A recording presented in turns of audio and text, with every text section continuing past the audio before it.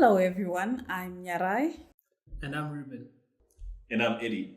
and we are here to give you the economic tea. I'm kidding, guys. We always have interesting topics, things that are surrounding people's value.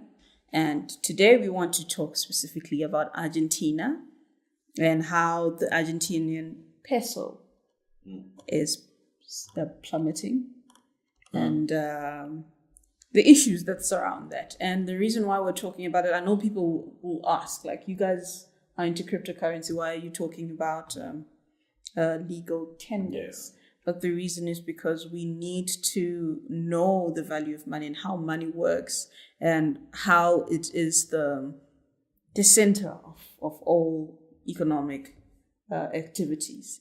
And in this case, it also shows how fiat currency continues to fail people all the time. Yeah. And I think this is one example that we're seeing here. Ruben, you are the Mr. Economic guy that we go to. I pretend to. I just want to ask. So humble. Yeah. I want to ask, why do you think Argentina's economy is going down the drain, so to speak? Well, I woun't want to take it down to saying that the economy is going down the drain, but certainly what's happening in the financial markets isn't looking good. So there's a lot of issues. I think it's a lot of government spending, and we now have a question of, we don't have a lot of money. How are we going to finance it going forward? The government has gone to the IMF and has introduced like some really deep austerity measures because they don't want to go to the bond market. If you go to the bond market, the interest rates on that are much higher, and it puts a lot of pressure on the country's finances. Yeah. It's also especially difficult because they already have existing debts that are denominated in dollars and their currency is falling. So this is terrible news for the ordinary sort of Argentinian. Yeah. Now, I want to ask, you mentioned how government spending is high, and there's so many countries that suffer because of that, because if the government is spending too much, how do you curb that? I mean, they basically, like, people don't have the power to curb government expenditure. But do you think blockchain technology can be a solution to that? I definitely think that's the solution. So far, that's the only solution I can think of at the moment. Because part of the reason why this is happening to Argentina is also the confidence in the government, in the administration itself, in making this kind of policies. With your investment, the moment people start making some of these policies, you sort of run away. But in a situation like you mentioned, that we have blockchain technology in the picture, it means everything is set out. There's transparency. If we have smart contracts, you cannot defer from them because it's built in from that. You cannot do what you figure that you want to do that will potentially harm the country. Yeah. So that's the best thing you could say was blockchain technology. Yeah. So yes, I think that it is so far for me the only solution in a case where we don't have confidence in these modern governments. Yeah. You know. And I think the transparency that it brings, because, a lot of people are always outraged when you realize what your government has been up to over time. Most of these things are realized at a later stage, probably when it's a little too late to introduce any preventative measures. Yes. So I think that's the beauty of blockchain technology, in that you're able to see information as it comes, almost in real time. Yeah. So you can act well in time, instead of having to realize when it's too late, and by the time you want to do something about it, it's very difficult. You're in a bit of a fix. Yeah, I think cryptocurrency specifically, I believe, is the only means that you can sort of disagree, peacefully with the government. Because if we look at the history of cryptocurrency, when Bitcoin came around since 2008, the central banks of the world had decided that, look, the financial system is in disarray. It's going to implode. so let's create a whole bunch of money to bail it out. Yeah. And a lot of people didn't agree with that. Some people took the route of protesting. I think you'll remember that in America you had a lot of that, the Occupy Wall Street movement. And, you know, along with that, you had some technical innovation. So Bitcoin, you know, the first cryptocurrency, really is founded in that. It's a peaceful protest against the system, and that we don't engage in physical violence. We don't have to have, you know, people on the streets protesting, as it were. But we can have a means of protesting against the government, because some of the spending that was happening, I'm pretty sure that some people in Argentina didn't agree with it. Some people would have had different opinions. So outside of the 5-year electoral period, I'm assuming that their elections are once every 5 years. Outside of that period, there really isn't much that you can do to sort of say, hey, I don't agree with what is going on. But the unfortunate thing is that by virtue of being a citizen, by virtue of trading in whatever national currency you're trading in, you cannot escape. Well, before 2008, you couldn't escape. You couldn't do anything. Your finances were tied to that currency, to the bonds, to the derivatives of that currency. So you were locked in. But with blockchain technology, to add to Eddie's point, it's very good, because it means that you can gain some sort of autonomy. If you have, you know, access to cryptocurrency, you can take some of that value you have locked in fiat currency and, you know, its derivatives, you know, and take it into crypto and hold on to your value that way. And looking at storing value in fiat currency, I just want us to take ourselves and wear the Argentinian shoes for a while. Imagine you're Argentinian, you're a millionaire in the peso, like in Argentinian peso. And then your currency loses 40% of its value. Like, can you imagine just the amount of money you're going to be? Essentially, you're being robbed of your value. That's true. You know, it's like you have the money, it's just not as valuable as it was yesterday. It goes back to our usual points where you need currency or money with backing, real backing. In this, we go back to gold. What I would say, is there a time where gold has gone down to zero, like what most fiat currencies have done? Is there a time where you could say, I don't have confidence in gold because of A, B, C, and D? It's not like that. So if people would open their eyes more and actually see that the real backing is an asset backing, I would say the real backing is in gold backing, you know? So it's a very, very good point that you mentioned, that if overnight it just loses its value because there's nothing that's backing that value. If people decide, since all these systems are centralized, if people decide to make bad decisions, it's going to affect you. It's funny that you mentioned gold backing, because Argentina has considerable deposits of gold. So perhaps there's an argument to be made for you know, changing the course of their finances. That perhaps they want to look at that gold. Take the route that everyone else is taking. I was about to introduce that. Imagine how Iran is rumored to be introducing their own cryptocurrency, and Venezuela has done so. And a country like Argentina, I don't see anything that would stop them from, apart from the fact that obviously if people don't have faith in the government, they might not necessarily I'd be surprised if Argentina the government of Argentina introduced a cryptocurrency. It just, the impression that I get is that, you know, they're fairly consistent with sort of what's normally done. So I mean, they're trying to access a $50 billion sort of financing package from the IMF. So perhaps they're leaning towards that conventional way of doing things.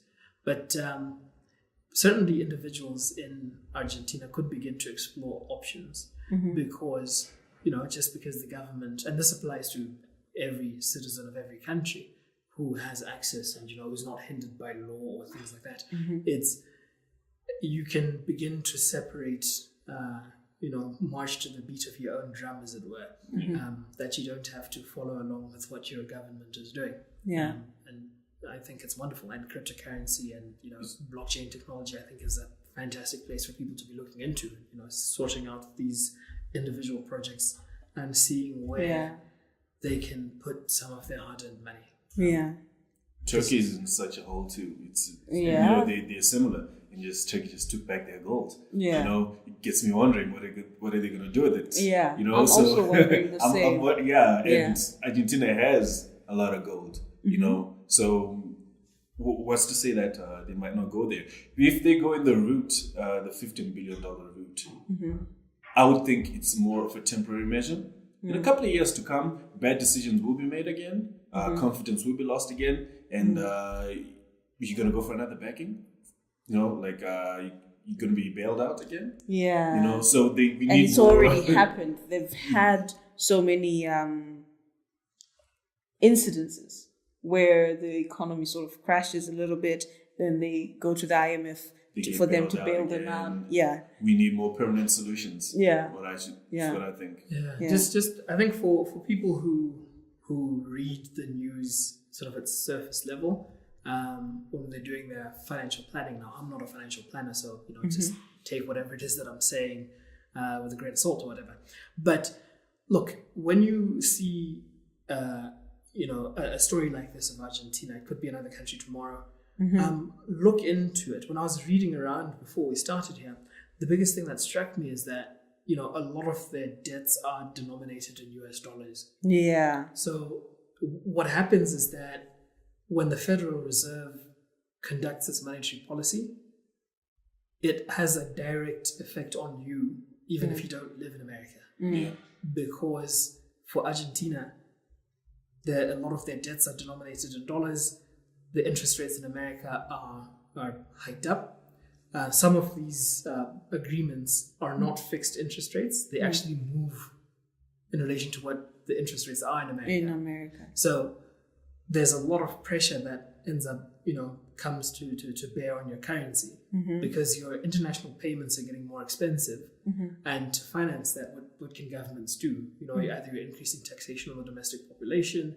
Some governments get tempted to print a little bit more money to pay it off, but then, history teaches up at the Weimar Republic that that's not a viable solution. But, this is how something, that's as distant away as, New York or wherever, in America, impacts you as, just an average person in some other country in the world. I have a question though. I'm just very curious. Argentina has been said to be spending too much, like the public spending is affecting the economy. How much would you really need to spend to bankrupt a country? I'm just curious. Spending what you don't have. But like on what? What are they doing? But is it to the benefit of the people or it's corruption? Well, I wouldn't want to run to corruption because it's I don't know if it's a libel or slander. I always confuse the two. It's a potentially libelous or slanderous comment that I'd be making. But a lot of it is fairly benign. You're talking about public works. Even things that are good or on the surface of it. Because I hear one of them is football, Well, I wonder how much they were spending on football. But, a lot of it is public works, hospitals, clinics, schools, and that type of stuff. When you don't have a lot of economic activity, or when economic activity doesn't expand to the same rate that you're expanding your public expenditure, it's unsustainable. And there's a deficit, and that deficit needs to be financed somehow. So it's the decisions now.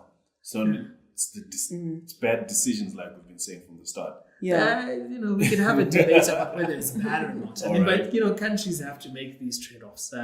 Sometimes it's true that you have to borrow a lot of money to have infrastructure. You have to borrow a lot of money to roll out basic education in very poor countries.